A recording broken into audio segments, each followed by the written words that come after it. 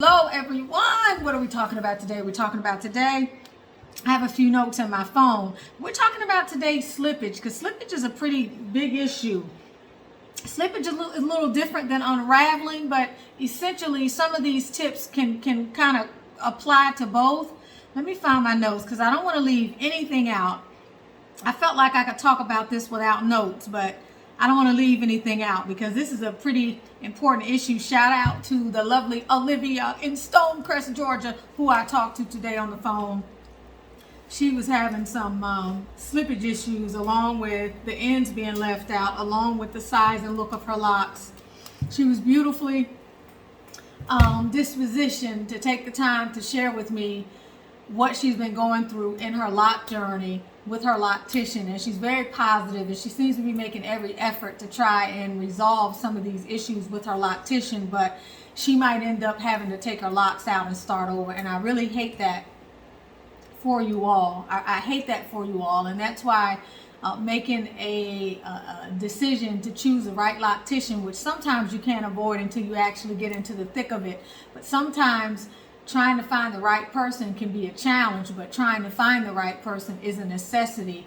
And it's kind of a buyer beware environment. These things cost too much. Imagine ordering a leather sofa and it coming to you and it doesn't have any kind of warranty.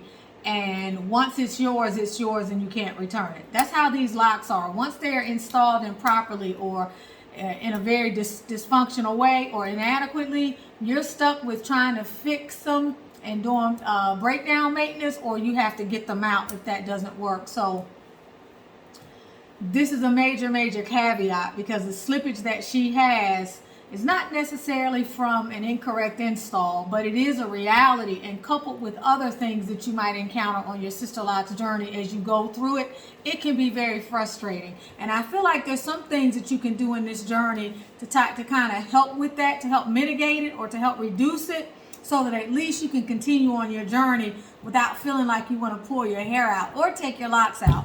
So I'm Tanisha Ali. You're at Tanisha's Locks, Beauty Tips and Potpourri, and if you have not purchased my book, Manifesting Your Masterpiece, it is not a chapter book. It is a daily read by date. You can start with the day of the week. You can start on your birthday. You can start anywhere, but it is to help you on your healing journey. It's going to help you in shifting your mindset, getting your life on track, healing and clearing your emotional scars and wounds so that you can manifest the glory of God that is within you. So that book can be purchased via Amazon. So let's talk about this oil thing. And by the way, if you're interested in my product line, you can find the information in the description. I Am Melanin Magic is where you get your magical hair growth serum and the premium product, which is the hair oil, which is wonderfully helping you to grow your hair, maintain it, condition it, keep it moisturized, revamp it. It's antibacterial, anti-funk, it's anything that helps, deal with frizz, detangling. It's going to really help you to fortify your hair and strengthen it and to grow it. The more consistent you are with using it, the more you're going to achieve results similar to these, whether you're dyeing your hair or not, or whether you have thinning hair or you have lock issues with your edges, with other things related to your hair, scalp problems, dandruff, itching, all of those things. This blend, the premium blend, will definitely help you with all of those things. The magical hair growth serum is going to condition and help you work with those problem areas. That one is more medicinal. Just so that you get an idea what I'm talking about, this is the magical hair growth serum. The label, I've changed it, but it's 4 ounces. It's something you use, spot treatment. Less is more. These products are very concentrated. You don't need a lot of them. This is the magical hair growth oil. It sprays on, okay? You use this all over, or you treat problem areas, okay? So anyway, moving right along, we're talking about slippage now. Unraveling, most people agree, is what they talk about when they talk about the lock opening from the bottom and opening up and just kind of separating. Slippage kind of starts to happen at the top. Most people will say, bottom line, either one of them, the lock starts to come out. If it's slippage, it may be in very soft areas, very thin areas, areas around the back, areas that hold and carry more moisture or are exposed to more moisture. Say if you swim or you go to the sauna or you work out, these areas around here, which tend to either be thinner, sometimes they tend to be a different grade of hair, because you know, even though we are of the kink in our hair diaspora, we have so many wave patterns and qualities of our kinks and our beauty. And so just because you have one texture of hair here doesn't mean you have the same thing here, and so forth and so on. So this is kind of important because, like, I did a video, when you see this video, when I put this one in the queue, the video I'm getting ready to reference should have come out about a week or two prior to. I did a video today where I added an extension. This is my own lock, which I pulled from the back. I had an area that was just slippage. It's slippaged for 5 years, 3 years, 4 years, 5 years. I have a couple other areas. And as the hair got thicker and longer from what I was doing to help my hair grow, I needed to separate it, and I wanted to hold on to it. I didn't just want to allow it to just stay there and be loose and stay short. I wanted to continue to grow it down. So I needed, but it kept slipping out each time I would get my hair retightened. Or when I would wash it, it would just find a way to just sort of disentangle. So I finally grew it to about this length, and I needed to put something else on it besides a regular extension, because that weighed it down and eventually began to thin the lock, which is what happens with these extensions, at least in my experience, maybe not yours. So today I did a video where I just kind of, I guess you could say, jackknifed. I kind of rigged it where I got the extension in. It's not perfect. It's not as thin, but it's enough for me to be able to continue to grow this thing out. So I put a little Afro kinky hair in here to thicken it up so that I could then add this lock, because this is very skinny. I didn't have a lot of give. I didn't have a lot of give up here, but I needed to be able to combine them. So it got me to thinking, after I talked to Olivia, that this would be a video that I want to give you some tips and some things that maybe you can do. The first thing I want to say is, don't take slippage lightly, and don't let your loctician take it lightly. Hold them accountable. These are the people that you trust to do your hair. You will find that every loctician is different. Like I mentioned in one of my other videos, Rashida over here may check every single thing and have every lock identified and tell you exactly what's going on with your hair and what you did wrong and what you did right between the last session and this session. You may have Broomhilda over here who will finish your hair, lock it tight, send you home aching, and not tell you that you have lint throughout your hair, that some of your locks are married, that whatever. You have someone over here that's very conscientious and really invested in your hair care journey. You have someone over here who is negligent, who is irresponsible, and who has an unethical way of treating clients. And then you have that person that is in the middle. You are the person that is responsible for your hair. You are the one that needs to care about the quality of what you're getting, because you are the one that's paying for it. You are the one that is invested in your hair, and you are the one that's going to have to go the long haul, and you're the one that's going to have to revamp or remediate or reconstitute your hair when said loctician has fallen down on the job. So it behooves you to pay attention to what is going on with your hair, but more importantly, make sure that you hold your loctician accountable, or that you have a very good rapport with them, and that when you bring your concerns to them, they can then listen to your concerns and they can offer up solutions. If you're experiencing slippage and you go to get your hair done and your loctician is just like, oh, okay, wow, you got a lot of locks that slipped back here, and they continue moving through your hair, or you got all this slippage and they start retightening, and then you got a lock that's crazy on one side, is doing something else on the other side, or they work the rest of your hair and they leave it out, and each time you go it gets more matted or it's intertwined, and you find yourself at home having to stand with a mirror facing the back of another mirror and part your hair and figure out something to do on your own.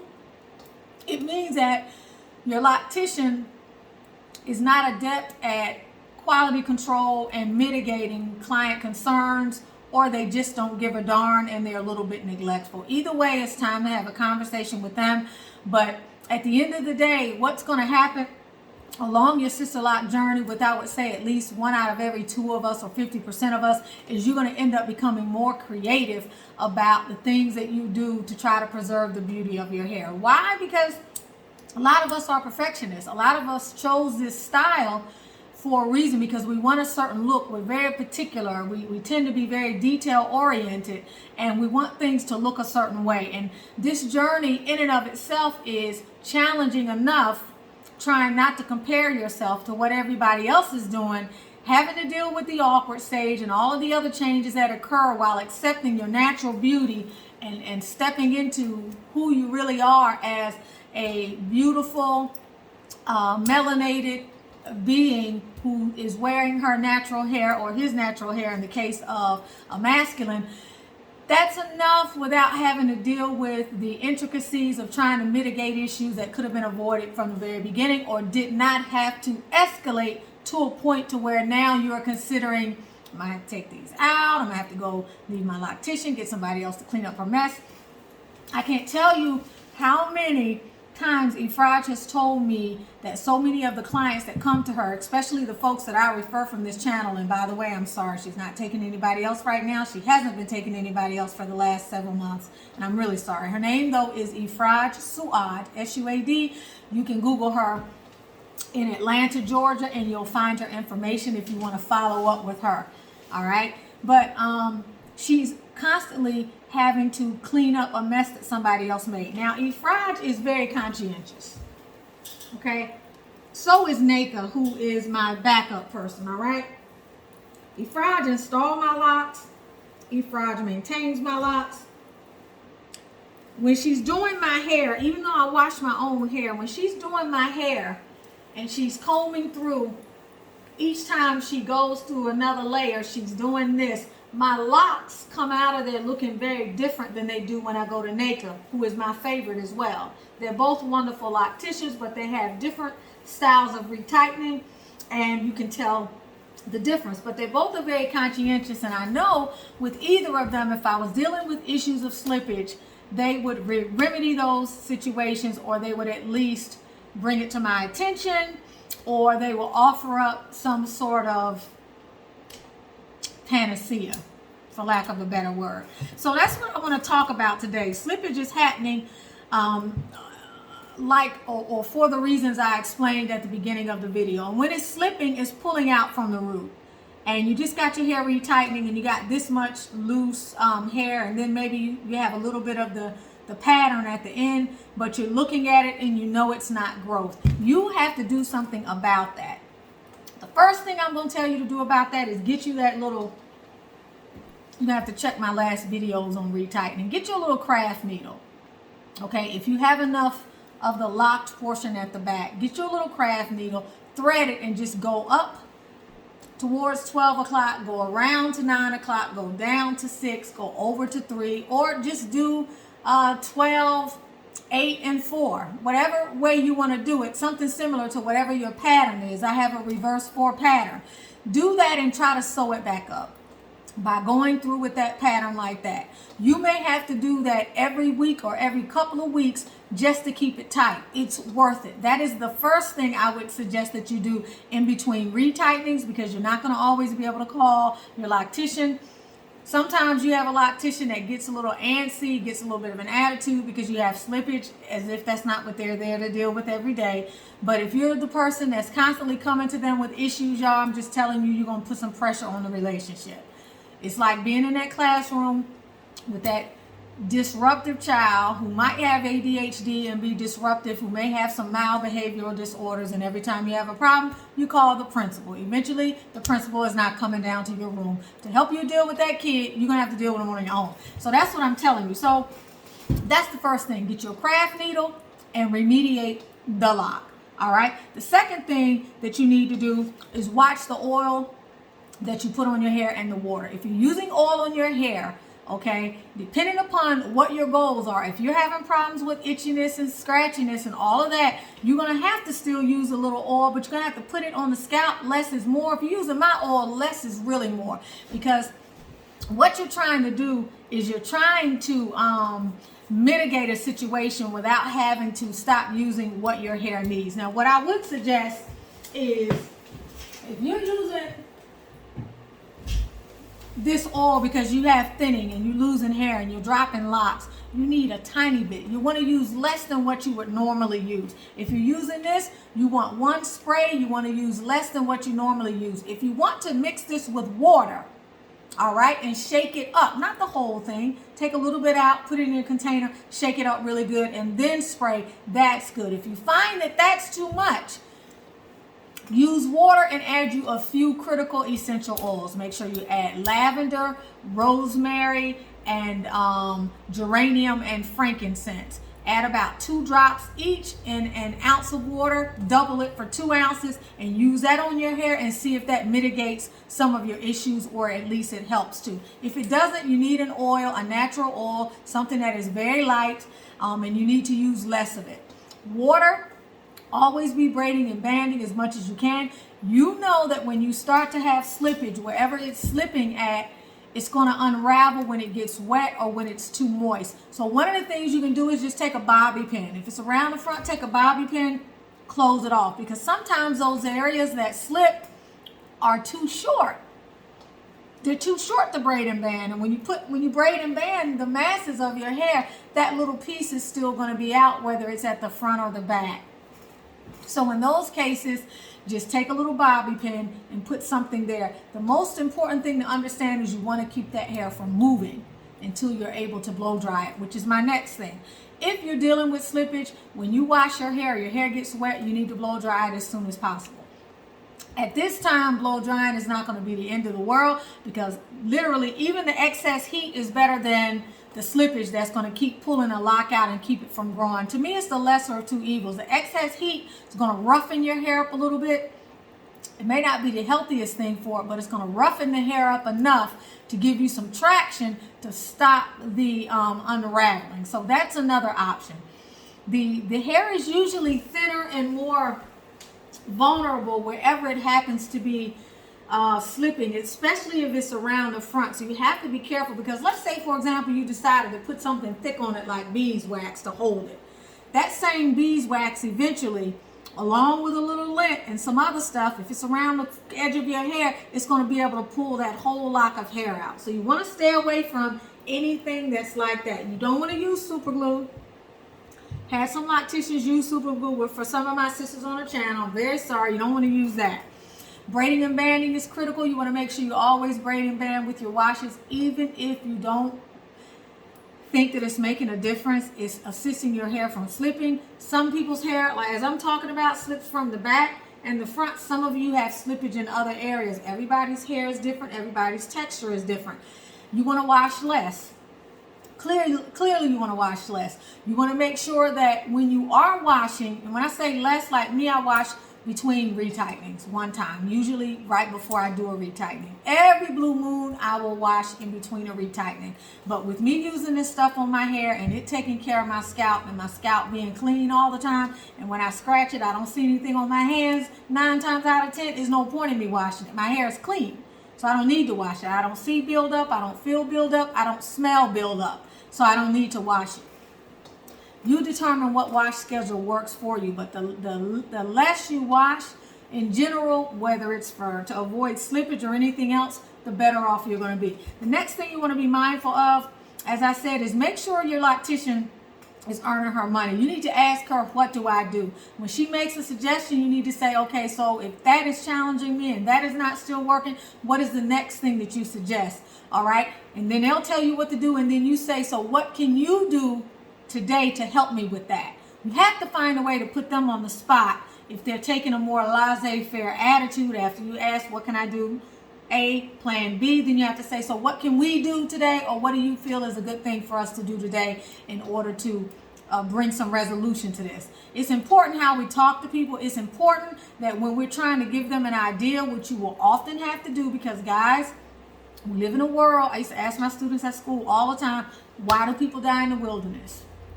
From the movie The Edge. Why do people die in the wilderness? They die because they give up the only thing that could have saved their lives, thinking. I would ask them that for 8 years if they were with me from pre-K to the 8th grade. Why do people die in the wilderness? Most people don't think. Most people don't are not creative problem solvers. Most people are not creative initiators, and most people don't look for solutions. That's why when I come on this channel, I try to bring you more than just the superficial. By the way, I will do an oracle read at the end if you stick around. I try to bring you things that involve problems that I have solved, that I've run across with my hair. I try to talk about things that maybe I hope that you don't see on some of the other channels. I try to get to the nitty gritty. I try to put things before you to provoke and stimulate some thinking around something that I feel is critical that you all have brought to me that I feel needs to be on the table. So that's really what I like to do. So when I come to you, I like to have something solid to talk about that I think can bring you some sort of clarity on this journey. So that's really important. You got to put the problem where the problem belongs. It's your problem and it belongs to you, but it also belongs to the loctician because you paid them and you're continuing to go to them, not just for the retightening, y'all. Anybody can retighten.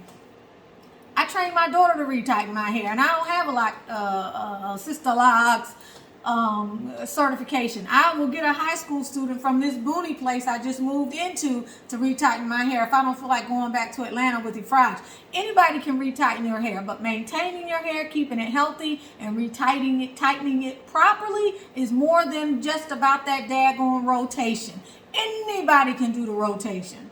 That's my argument. I would argue anybody can do the rotation.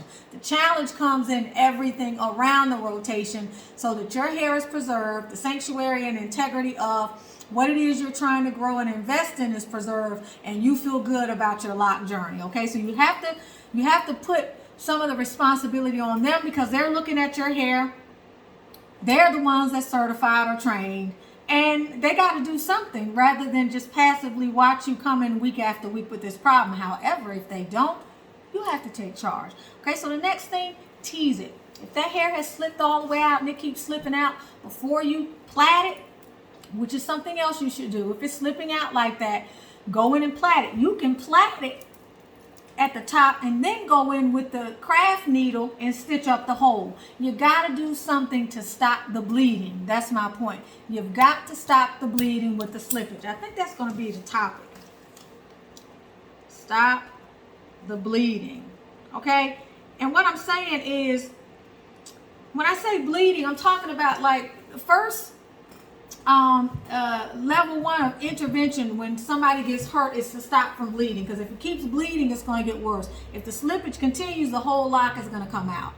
All right, if you're having a problem with slippage, you're going to have locks coming out all over the place, and trust me, you will eventually have a consultant maybe who is not too keen on consistently dealing with that, and then they're going to blame you even if it's not your fault. And you don't want to set up yourself or the loctician, put them in a situation where they lose patience with you, where the relationship gets a little strained. We do want to try to have a working, amicable relationship with the people that we entrust with our hair, especially if we like them and we trust them. We want to try to work with them as much as possible. Now, it's different if you're dealing with somebody whose energy is funky and you're deciding you don't want them in your hair anyway.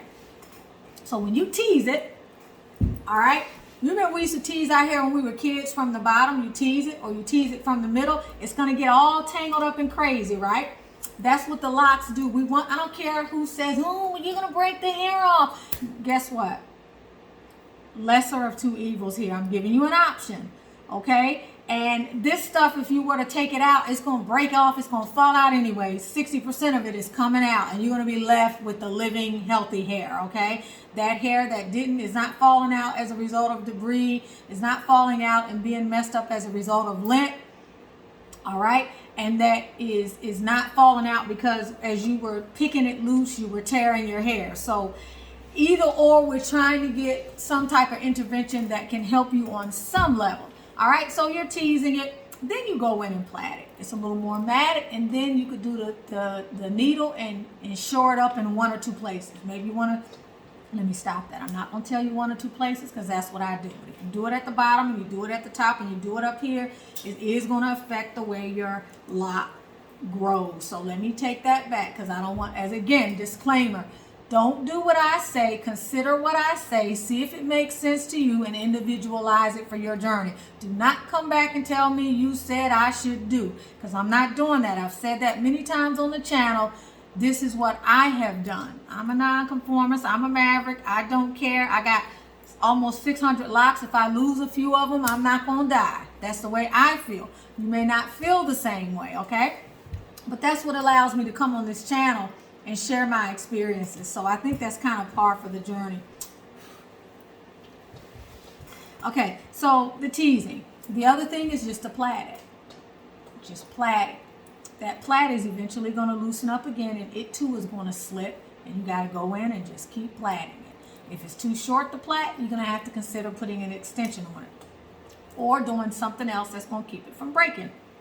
Extension is the simplest thing. Teasing it will give you a little bit of tangle.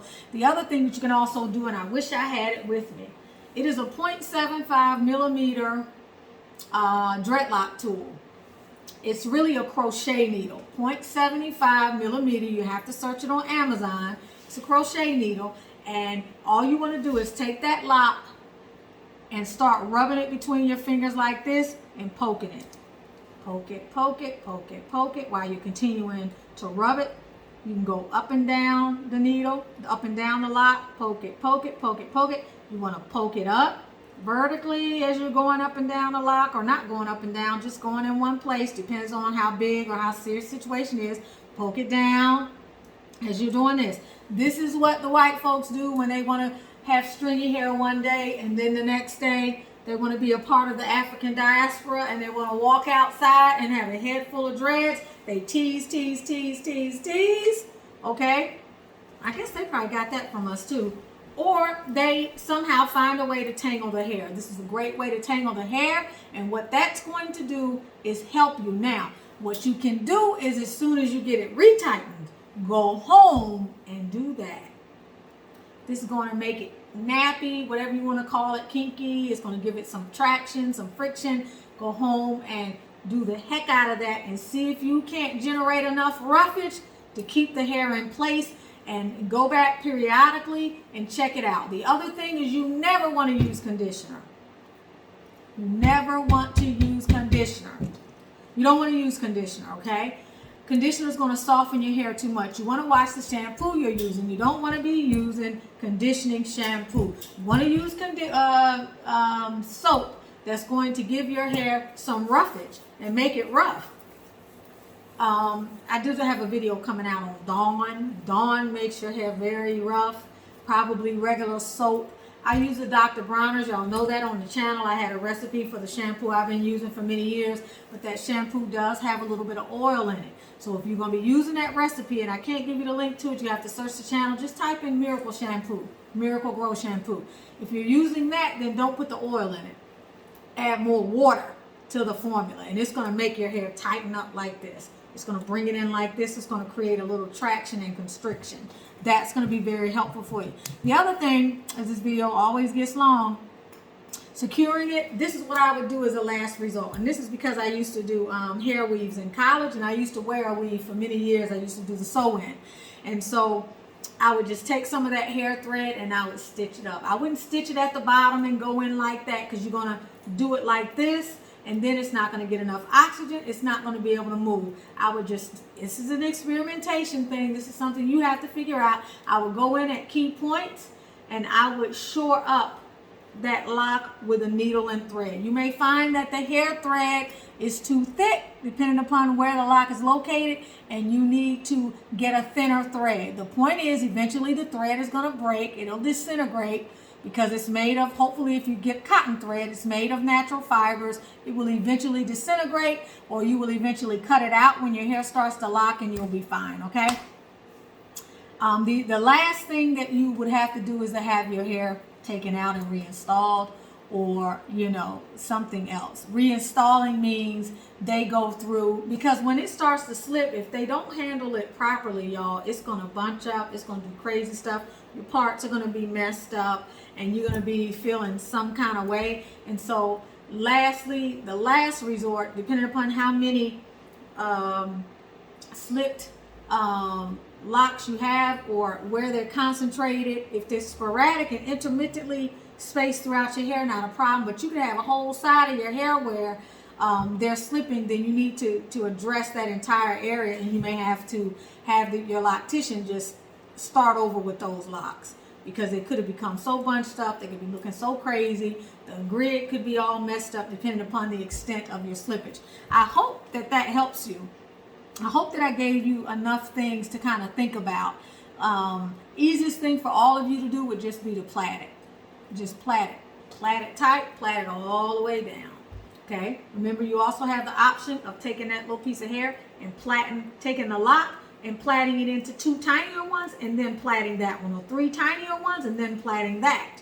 Okay? You have the option of doing whatever you need to do to keep it together. So what I mean is, take the lock, see if you can separate the lock into 3 tiny little pieces of hair, and then either twist those pieces of hair and then plait all 3 of them, or plait those pieces of hair and then plait the whole hair. These are creative things for you to try. It gives you something to do besides put all of your faith and heart and blood, sweat and tears into your loctician, who for some of you, based on what I hear, aren't doing much anyway. And it gives you something to do besides just sit and look and not know what to do. So hopefully this video helped. If it helped you and you have other suggestions, give it a thumbs up. Don't forget to subscribe to the channel. Don't forget to purchase my book. All right, Manifesting Your Masterpiece. Don't forget to go to IamMelaninMagic.com and try out these products. Try out the anti-aging serum. Shout out to Lydia, who said it's been 1 day and she's already got stuff coming up off of her face. She thinks it's the serum. All right, so I love y'all. Peace. Wishing you productivity, wishing you prosperity, and wishing you that I'm going to get you a message for your love life. This is strictly love life. All right, so if you want to check out, if your love life is going great, then don't pay attention to this message. Just click on off. But this is for people who need messages for their love life, okay?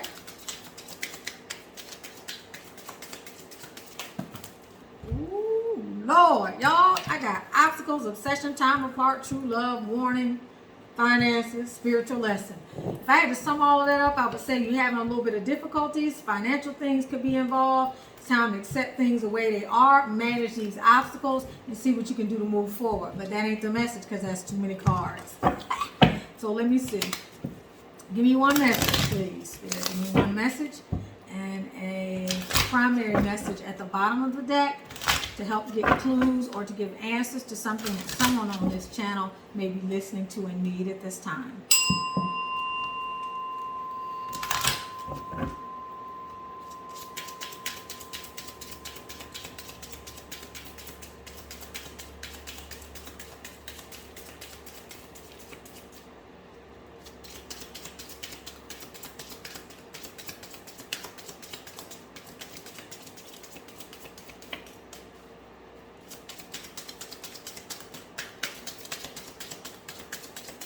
Whatever it is, it's trying to get up here.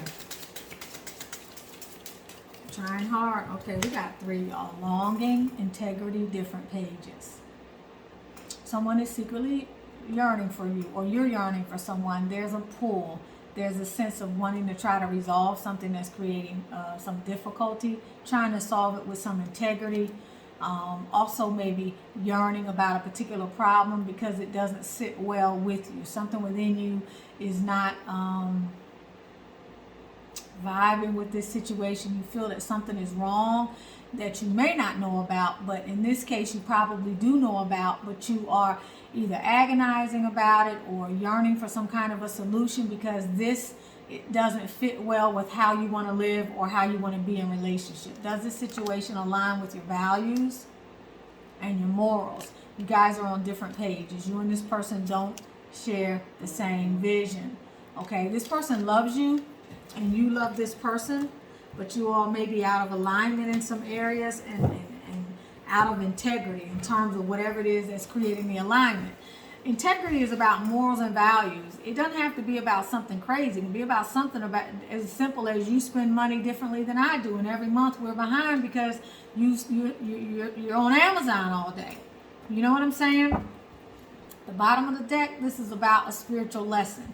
This person is in your life to teach you a spiritual lesson. When people come into our lives to teach us lessons, beautiful Sister Lock again, they don't feel good. And the more that we need the lesson, the more uncomfortable the situation becomes to help us find creative ways to either solve the situation or remove ourselves from a situation that could be taking a toll. But we have that yearning card, but we have two heavy hitters about integrity here and being on different pages. So when it's an issue of integrity, values and morals, or being on different pages, you are dealing with something kind of big here. This is something seriously, and when that spiritual lesson card comes up, it's saying that this has some karma to it, which means that as well, I'm going to end on a positive note, so I'm going to pull an oracle, but as well, there's something larger than just the situation that is at stake here. There is something that you're supposed to be learning about your self-love, your self-worth, and setting boundaries and deciding what you'll put up with and what you won't. I want to end on something positive. Grounded in sacrifice. Many of the most evolved beings on earth are regular folks living with joy and dignity and courage. One thing I like about this deck, you get a concrete message and then you get a higher level message, which seems abstract. Sacrifice. Sometimes surrender is painful. God's cutting away all that needs to go. Illusions, obsessions, addictions. It's a sacrifice to love. So on this note, what I'm going to say to you is stay put. Stay put and stay still for right now. This is a season to get the lesson and to see what you can do creatively to be in this situation, turn it around. This is a time of sacrifice and staying grounded, staying put. But it's the ultimate message here is saying that try to detach to the degree that you can from the confusion. See if what it is that you're bickering about or what it is that's causing the separation is big enough to separate you from this person. Take a look at your own values and morals and see if what it is that you're holding them to task for is really that important. So in other words, for the time being, hold tight. Don't just walk out of this situation. If you're already in the process of walking out of something or letting something go, that's a different story. If this is a relationship where you don't have a lot invested and you just started dating this person, that's a different situation as well. Then in those cases, those people don't deserve, oftentimes, if they're not towing the line, those situations may not necessarily deserve a being on a hamster wheel. But this is talking about sacrificing for love. This is talking about morals, values, things that equate with long term and having rolled up your sleeves and put some time in. This is not a one-night stand. It's not even a relationship that you've had for a month, okay? I love y'all. This video is getting long and gotta go. I'll talk to y'all soon.